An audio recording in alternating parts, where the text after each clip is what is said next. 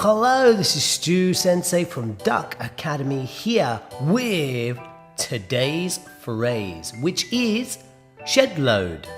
Shedload. Shedload means a large number of something, a large number or amount of something. Here's some examples for you.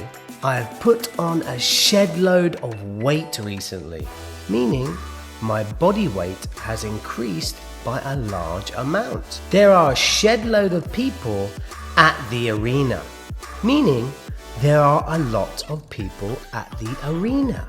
I was stuck behind a shed load of traffic today, meaning my car was caught up behind a lot of other cars today on my journey home.